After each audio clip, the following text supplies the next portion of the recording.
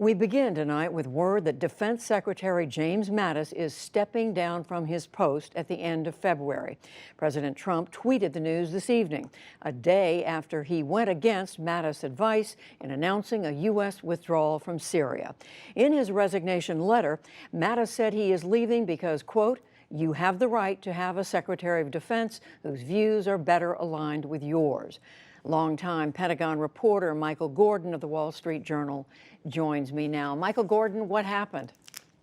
Well, I think the differences between Secretary Mattis and President Trump are just too profound, really, to be bridged. I think Mattis was a good Marine for a while and played along, and certainly in public defended the administration's position. But I think Syria really was the last straw, because the way in which President Trump ordered out the 2,000-odd American troops in Syria is not the way the U.S. military would do it. And from the military's perspective, it puts all of their hard-earned gains in jeopardy. But it wasn't, as you're suggesting, just over the decision on Syria, which came as a surprise, was it? It was over other things as well. There have been tensions which have been obvious to people who at the Pentagon who watched these two individuals for a while. In the resignation letter, Secretary Mattis made it clear that he's a strong supporter of alliances. It's really an essential component of his strategy to counter Russia and China.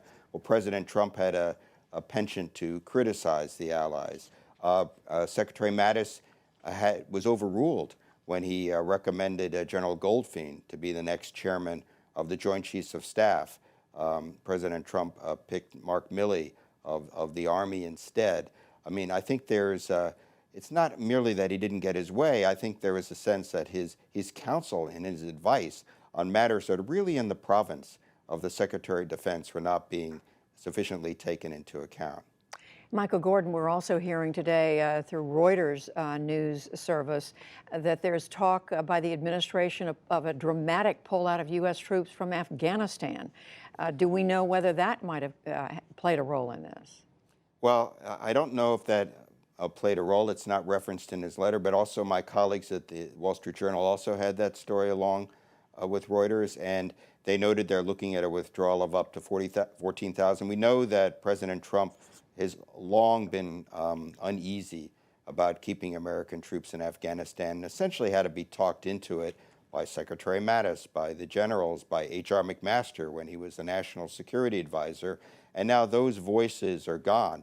And it's really striking because President Trump came in office touting the generals, and now General Kelly,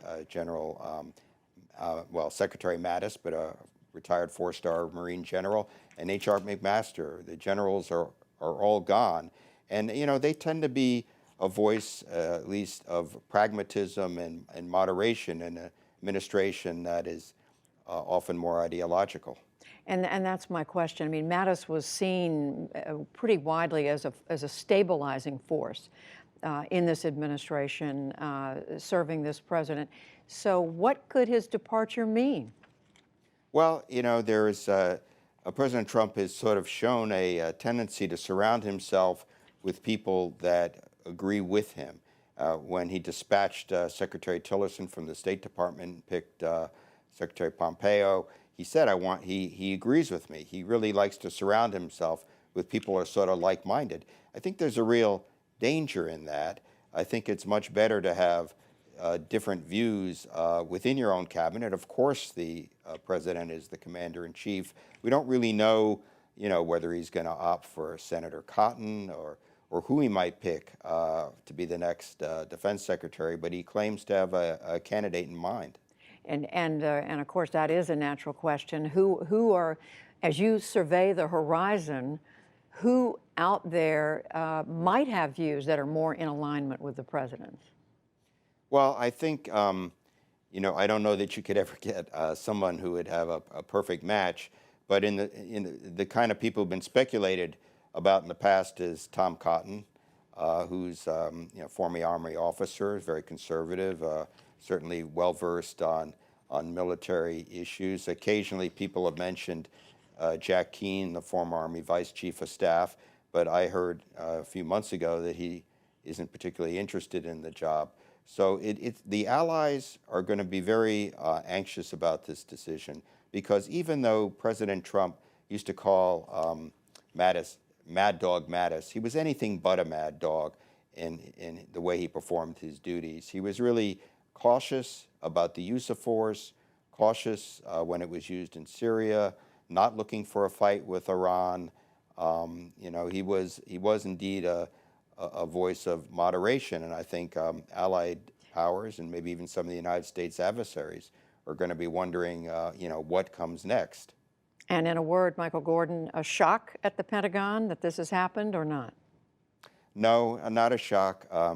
There's been enormous speculation about is Mattis going to last the administration, and most people thought he wouldn't. People thought he would perhaps make President Trump fire him rather than leave because of his own sense of duty.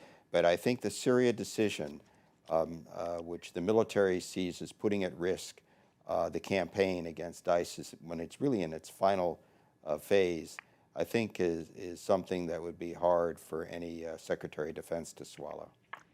Michael Gordon, Pentagon reporter for the Wall Street Journal. Thank you, Michael. Right, thank you.